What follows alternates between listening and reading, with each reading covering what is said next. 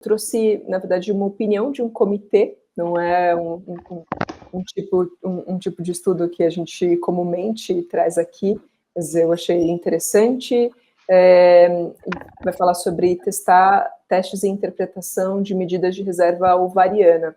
Ele foi elaborado por um comitê de prática da American Society for Reproductive Medicine, e eles fazem uma revisão sobre a avaliação da reserva ovariana, que é definida pelo número de oócitos remanescentes no ovário ou quantidade de oócitos. Esse artigo ele vai explorar as ferramentas disponíveis para avaliar a reserva ovariana, suas implicações clínicas e a capacidade dessas ferramentas em prever o potencial reprodutivo. Então, diferentes marcadores vêm sendo utilizados para essa finalidade, incluindo níveis hormonais, como do hormônio antimuleriano, mais antigamente de FSH, estrógeno, e imagens ultrassonográficas dos ovários, com a pesquisa de folículos antrais. A revisão destaca que, embora esses testes eles sejam excelentes preditores da quantidade de oócitos recuperados, né, após a estimulação ovariana para uma fertilização in vitro, eles são preditores pobres do potencial reprodutivo, independentemente da idade. Que significa, né, que um teste da reserva ovariana, ele não deve ser utilizado isoladamente como um teste de fertilidade, ou, pelo contrário, né, para negar a reprodução assistida a algumas pacientes. Então, o artigo ele vai examinar a aplicabilidade e a precisão desses testes em alguns contextos. O primeiro deles, né, mulheres com fertilidade não comprovada.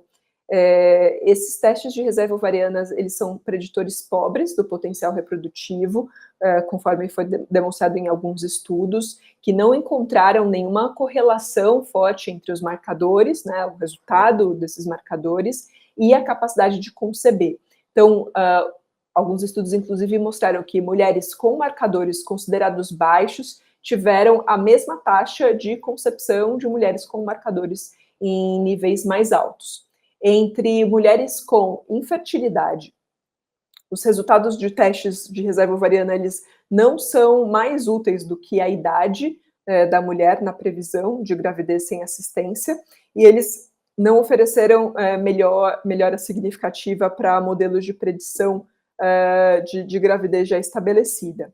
E no contexto de sucesso do tratamento após a estimulação ovariana e inseminação intrauterina, a evidência sugere que esses marcadores de reserva eles não prevêem a probabilidade de sucesso seguindo a estimulação ovariana com a inseminação intrauterina. No contexto de previsão de resposta ovariana a resultados de fertilização in vitro, então o hormônio antimuleriano e a pesquisa de folículos antrais, eles são bons preditores da resposta ovariana e quantidade de oócitos coletadas, né, na FIV, e eles têm uma associação fraca com resultados qualitativos, né, se vai conceber ou não, como qualidade do ócito, as taxas de gravidez e nascimentos vivos após fertilização in vitro. Então, o comitê ele concluiu que o hormônio antimuleriano e a pesquisa de folículo antral são atualmente os marcadores mais simples, sensíveis e específicos de reserva ovariana, e eles são indicadores confiáveis de resposta ovariana em tecnologias de reprodução assistida, mas devem ser utilizados com cautela para prever potencial reprodutivo ou tomar decisões de tratamento baseados exclusivamente nesses testes. É importante garantir que, nesses contextos, a decisão clínica seja tomada com base num atendimento completo, né, do potencial reprodutivo da mulher, considerar a idade e outros fatores relevantes. Para quem não está familiarizado, tem muita instituição, empresa, laboratório que hoje faz um teste aleatório de hormônio mülleriano numa mulher, a depender do resultado, vai se tomar a decisão de fazer congelamento de óvulo ou não. Então, pelo que você está me trazendo, Aline, eu acho que esta é a grande questão, né? Não é um uso que tem respaldo na literatura com força científica interessante, né? Exatamente. Eu achei curioso que um comitê de especialistas traz esse assunto, né? Quando, na verdade, o mais comum é o contrário, né? Que se estimulasse isso daí. Mas a verdade é que a evidência não mostra que a gente consiga um resultado de predizer, né, a fertilidade das mulheres no futuro, com base nesse resultado, né? A capacidade de conceber, né? Com base nesses testes. Então, para mim, assim, tem se tornado cada vez mais comum na prática mulheres chegando pedindo por testes desse tipo, né, querendo saber o quão férteis são, né, por eventualmente estarem querendo postergar um pouco, né, o momento de gestar, ou por não saberem realmente se querem ou não gestar, né, querem ou não ser mães. Então, e a resposta fica... E claro, e na mídia tem isso que você falou, Luciano.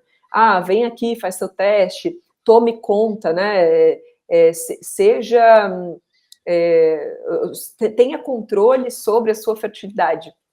A gente não tem essa resposta, esses testes não estão respondendo isso. Boa.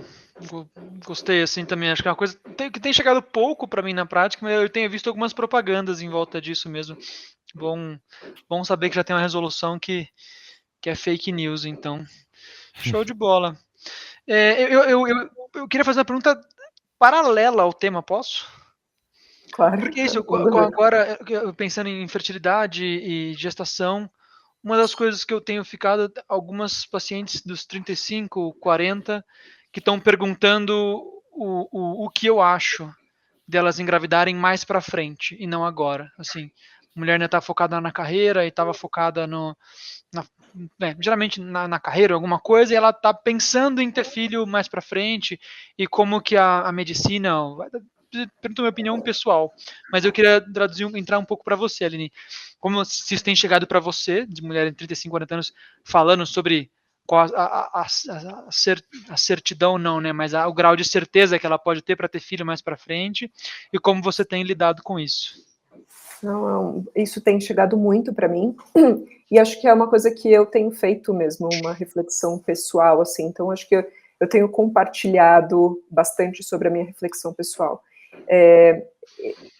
Assim, as técnicas, né, de congelamento de ovos, as técnicas de fertilização, elas estão se desenvolvendo, enfim, muito, né?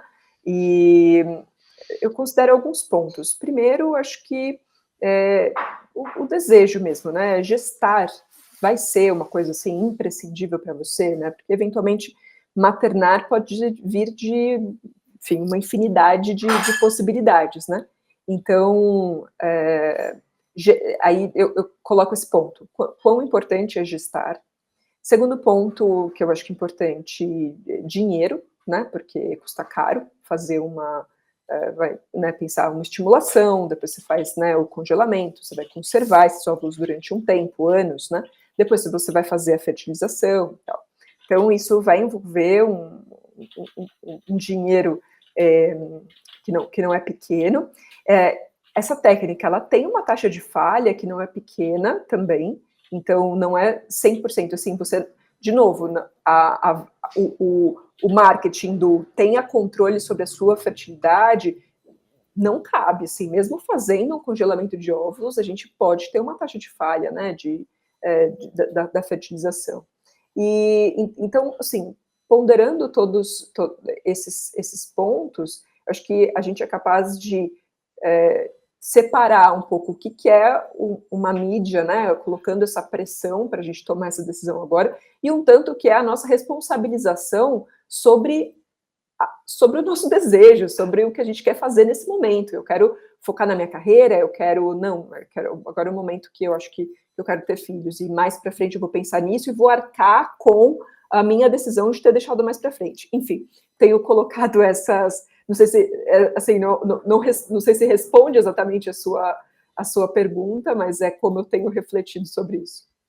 Não, responde sim, acho que é justamente disso, assim, né, como a gente divide com a pessoa e fala que... Porque eu tenho a impressão também que as pessoas têm sido vendidas uma mentira, que ela vai conseguir, né, daqui a 10 anos ela vai conseguir, né, se ela congelar o óvulo hoje em dia, daqui a 10 anos ela vai com certeza engravidar, e vai ser um pouco mais de risco, mas ela com certeza engravida. E eu tenho tentado também dividir bom, depois a gente pode até olhar os valores de porcentagem, mas se eu não me engano, para uma FIV, tipo, o melhor dos casos é 50%, assim, né? Então, tipo, se tudo der certo, ainda é um coin flip, né? Joga moeda para cima e vê se dá certo. Exatamente. Eu acho que esse pai é menor ainda.